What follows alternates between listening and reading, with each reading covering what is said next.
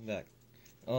Today I'm going to show you how to install a Kato motor into a Athearn CF7. As you can see, I kind of decided to make the video after I had the locomotive taken apart, so and I'm not putting it all back together. Basically, all we did was we removed the shell and we removed the board from the top of the motor. And I'm not completely finished pulling the motor out. I was kind of in the middle of that when I decided that we would make the video. So basically, first, that's all I've done other than, I started taking out the screws to the motor. So the motor's almost taken out. You have to prep the Kato motor though. The Kato motor has two motor leads, and there's one at the bottom and one at the top. And the one at the top, they're both on these pieces of metal, and I just have two wires soldered to the pieces of metal. This one gets it turns because they're not solid mounted. They're actually they're like rivets. So they kind of turn a little bit, but that's alright. So this is hooked to the bottom one, that's hooked to the top one. So this is going to be positive, and that's going to be our negative. And you have to be very, very careful when soldering those. You have to solder it fast. You can't leave your soldering iron on there for too long or you will mess up the motor. So you have to be very quick with the soldering iron. You don't want to be on there for any extended amount of time. So I'm going to finish taking the motor out. I only had one more screw left. So we're taking the Athearn motor out and putting in a Kato motor.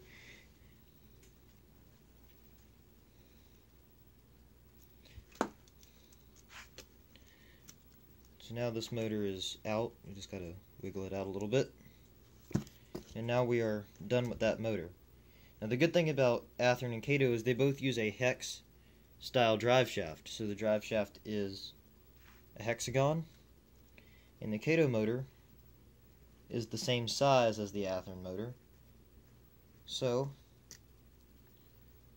a little bit of work, a little bit of wiggling, Kato motor will fit right in there.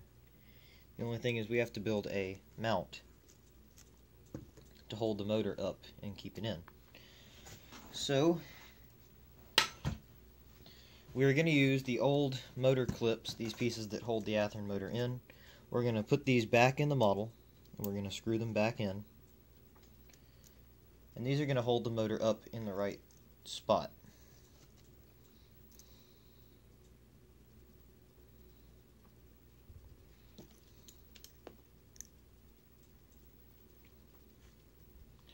So we're just going to run these screws back in.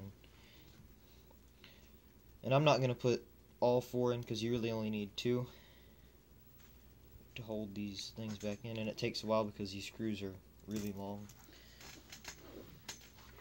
So there's no real point in putting all of the screws in because one will hold that just fine.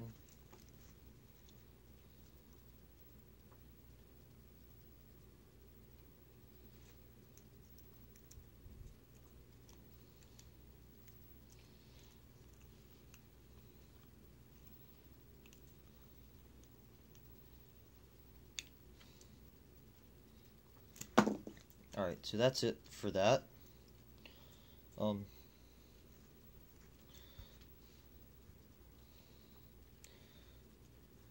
the next step is to test fit the motor again.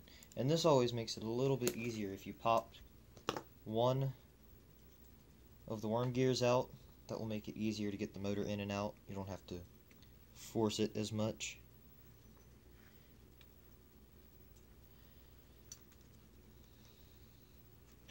And the biggest thing we need to watch out for is that this motor is going to touch pieces of metal there. So you have to lift the motor up a little bit.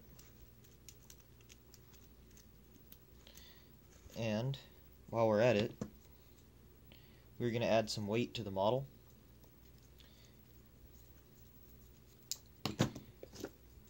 Because we can add some weight under the motors. Or under the motor. It's only going to have one, but since we can, we might as well have as much weight as possible.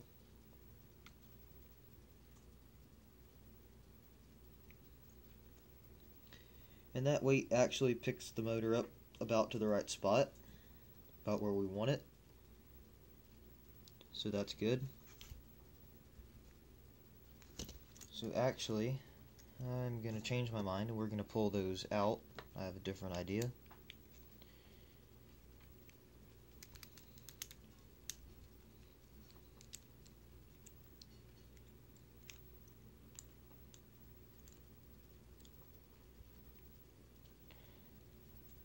Because they don't make a motor cradle that fits the Athearn model, because Kato motors are not meant to fit the Athearn model. They don't make a cradle or anything to make this easy. And every locomotive is going to be different, but this Kato motor will fit in just about any Athearn locomotive. I haven't come across one that it won't fit in. And this is the basic Kato motor. This is the motor that they use in their SD40s. So, if you plan on doing this, make sure you get the one that they have in the SD40.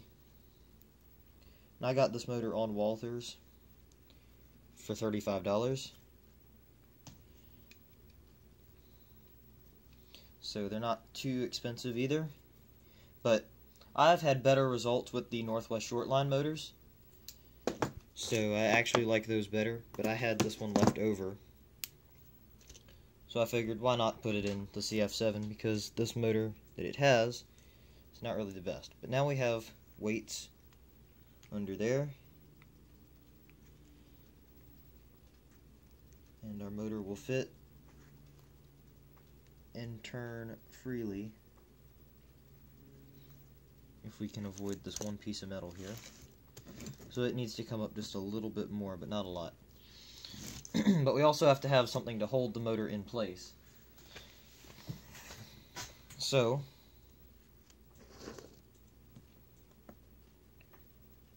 we have to build a cradle for it.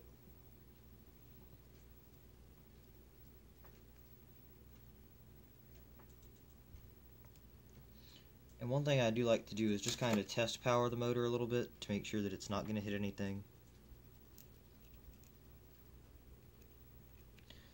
You got to get a battery with enough charge to do it though.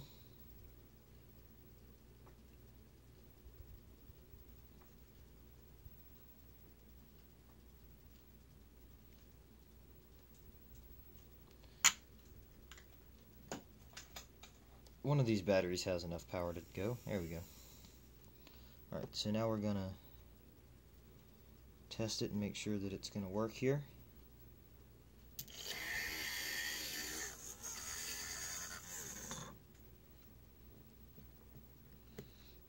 Alright. Let's try that again. It kinda got loose on me. There we go. Alright, and that's what we want.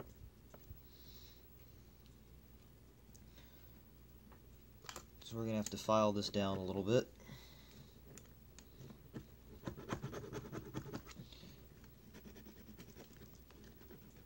I know that's going to move the camera some, or a lot actually. That weight will not stay where it needs to go. Alright, so our next plan is to take these scraps that I had, or have, and make a motor cradle. You have to have a cradle because this will keep the motor sitting upright.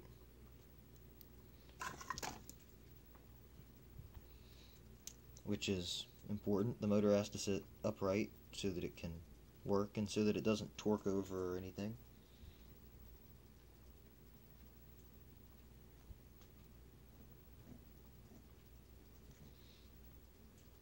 That's coming very close.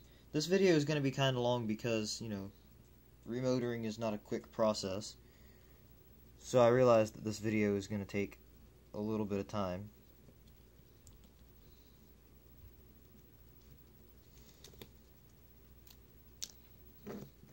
Alright, so now I have these two pieces of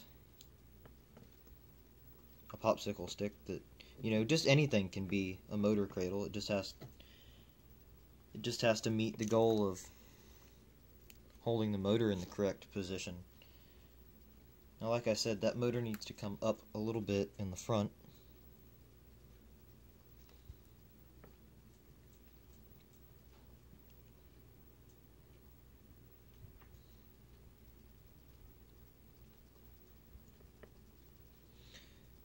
going the other way will help. See, any way I do it, I have that problem. But there we go. I think that right there will work pretty well, actually.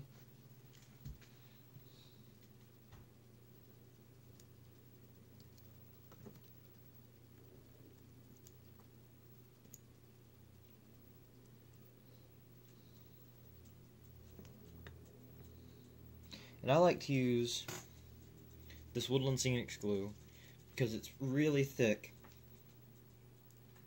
and it's not a permanent glue. So if you ever did need to take the motor out, it's still possible. That's a little too much, but it'll work.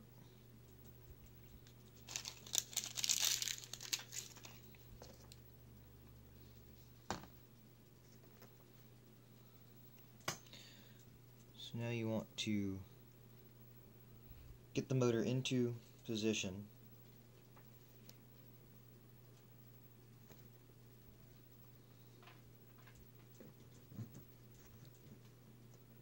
And glue it down. And I'm still having that issue where the front end not high enough. So I'm going to stick that piece right there. And that will hold the front end up high enough. And I'm going to pause the video and we will come back when this is dry. Hey guys, so while this is drying, I'm going to set it aside and show you something else that you'll have to do while in the process of this. This motor only has a negative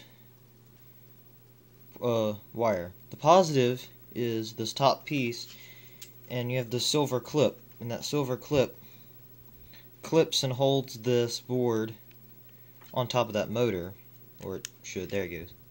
But since we're getting rid of this motor, this clip and the board itself has a positive and a negative plug-in for the motor. We have to get rid of this metal clip because we don't want this to be grounding out anything or shorting anything. So it's held on by 2 rivets, and basically what you have to do is you have to break the rivets. So while that's drying, I want to show you how we do this. And most of the time it is not a gentle process. You have to be kind of forceful with it. So I want to set the body over here and just kind of do this. So basically you just want to get under it with a screwdriver or come at it with a pair of pliers, which I may have to do. But you want to just take this piece of metal and get it off the bottom of the board.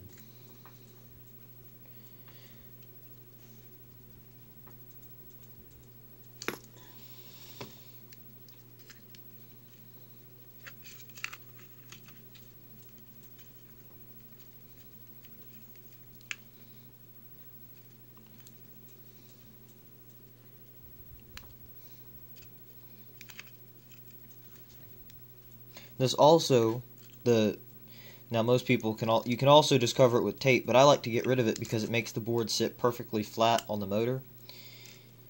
And you just kind of got to work it, and then eventually the metal will break.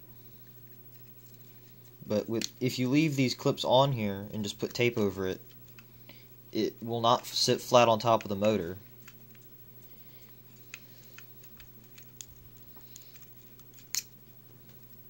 But with enough work back and forth, it will eventually come off. And then you can put tape over that, and it will sit flat. But most of the time I can get that to come off.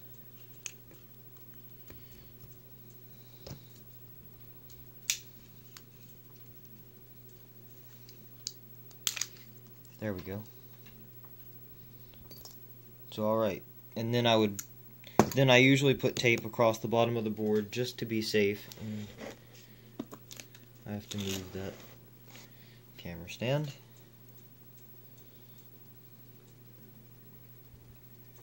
But now this will sit perfectly flat on your motor.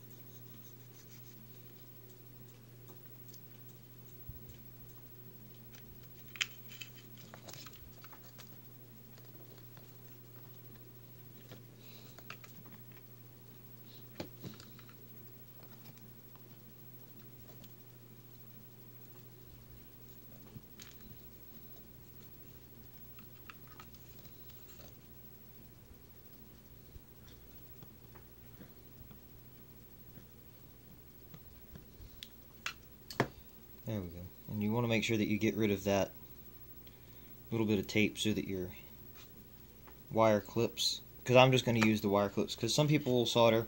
I prefer to just use the wire clips, that way I don't have to unsolder stuff. And that way the wire clips can come on to that without a problem. The glue is still wet, so I can't just continue on that because the glue has to be nice and dry before you can start trying to add everything else onto it. But there we go, and basically our board, since this is the front of the body, our board is going to sit on the motor about like that, and then we will be good to go. I know you can't see that because I'm in the way, but the board's going to sit on top of the motor like that, and we'll be good to go.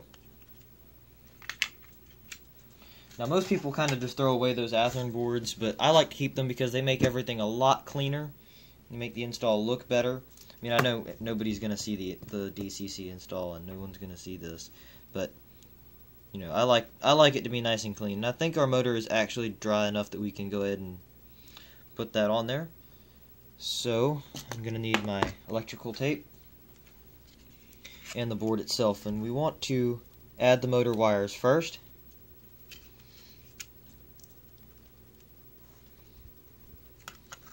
So you just want to straighten these wires out. And the board most of the time tells you, but I guess it's not going to tell us today what's positive and what's negative, so we're just going to have to guess, and if it's wrong we have to come back and redo it, which most of the time when I'm doing stuff, you know it's going to be wrong. So I'm going to end up coming back to redo it. But I'm not going to make y'all suffer through me redoing it. It's not worth y'all to see it be redone. But when we go to test this, it will either run forward. If it runs backwards, then we know we need to flip this around. If it goes forward, then it's perfectly fine.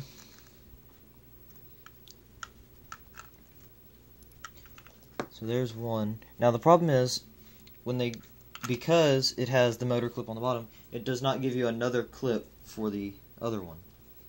But usually I have enough of those motor clips just laying around that I can just grab one up. But I do not see one. Oh, here's one right up here. Alright.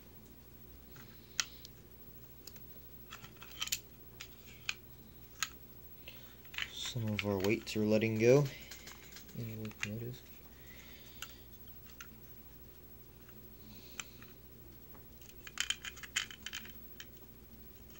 And I think I lost one when I was taking the board off the locomotive. So I will have to find another one somewhere.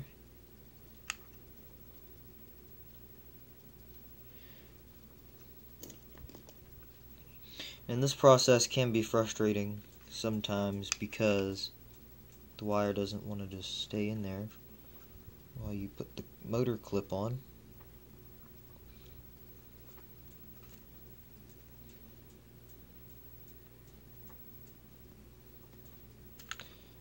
But there we go.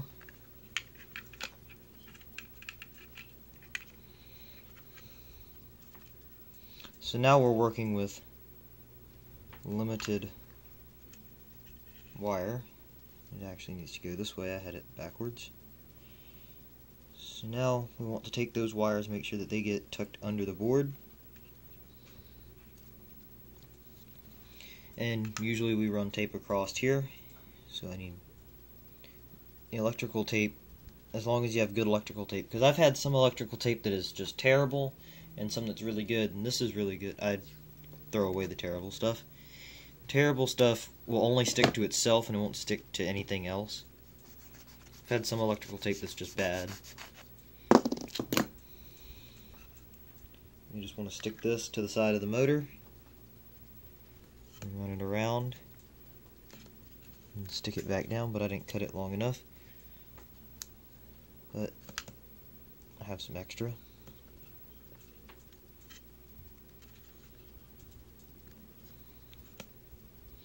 But another challenging part, as you can see, I'm trying to fight all these wires too, because they are getting in my way. And we are seriously messing up the motor's drying process by moving it like this. But we're actually going to help the motor when we put the shell on, because the shell will make the motor straight, and it will be nice for it to dry with the shell on, so it can become solid with the shell on it. Now we're going to reinstall the worm gears and then reapply the power. So this goes there, I believe.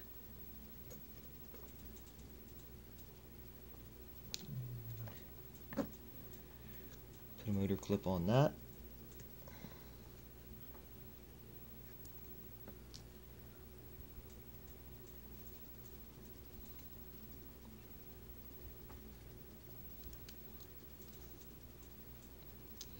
And same with this one.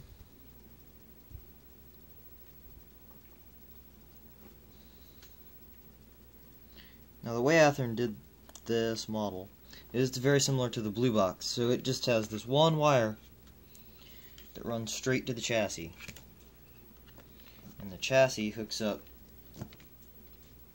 and becomes the negative to the wheels. So trying to get that motor to be straighter. There we go, that's better.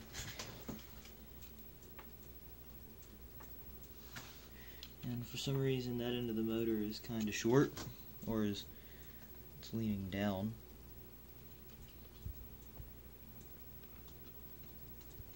We may need to wiggle it back. We may need to stick something up under it.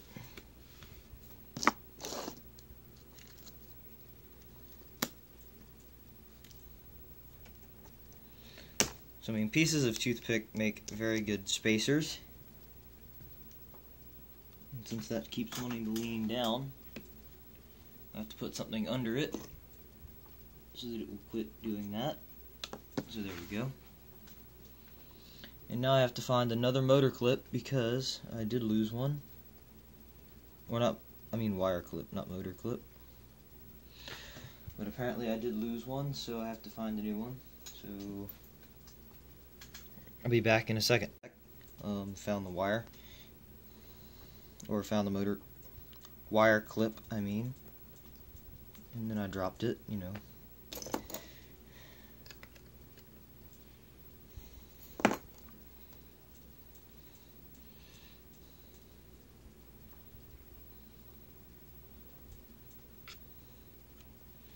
Alright, so that is it.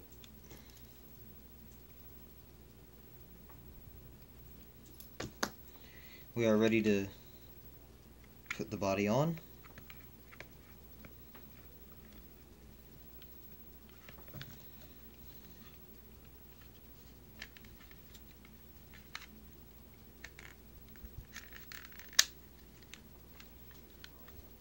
And the reason the body wouldn't go on is actually a problem that I made. One of the wire clips that I used is a little bit too long, so I had to cram the board in there, and you know, adding the tape did not help it.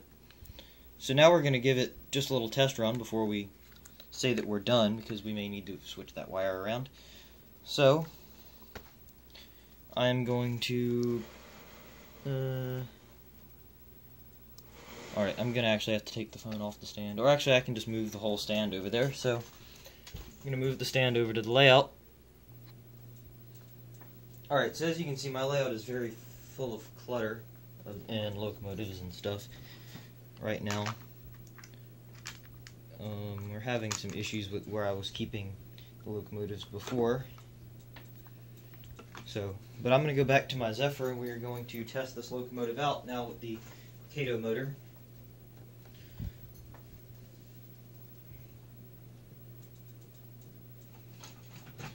And here we go. That helps turn the track power on. Now here we go.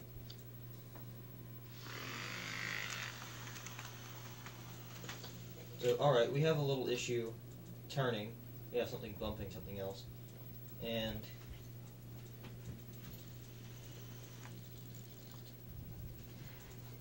having some minor issues there, but other than that, it seems to run fairly good, and you know, better than it did with the Athearn motor. So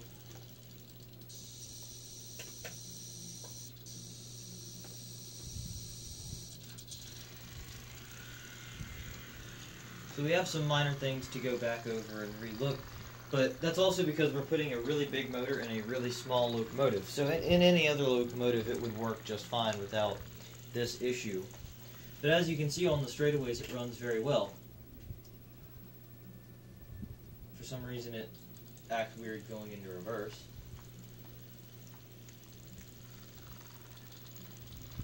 And we have some...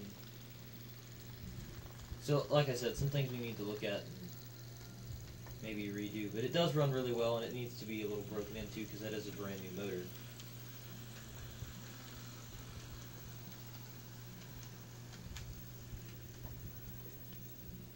And I did actually install it backwards, so it's running.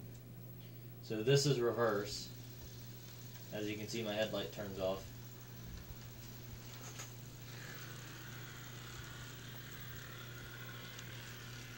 Another odd thing is it's only getting that growl in forward, so we'll have to find it. But you can see it's going forward and the reverse light is on. But I'm thinking that is the back wheel that is doing that, or the back truck.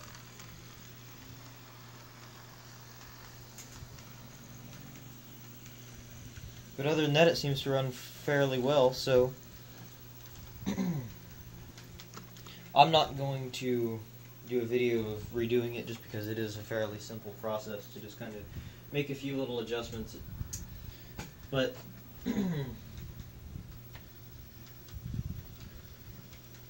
it does run smoother, it's a little more controllable. That's why I like putting these Kato motors in the Athearn locomotives, because for the most part it makes them run better, so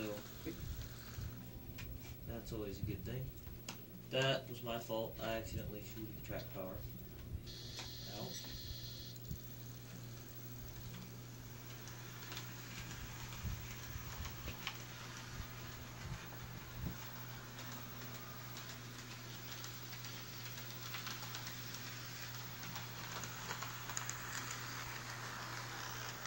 And it's still got the programming settings for having the old motor, so the decoder's not really set up for this motor yet.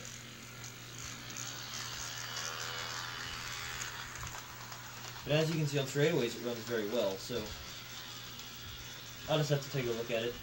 But that's all, folks, so thanks for watching. I'm out.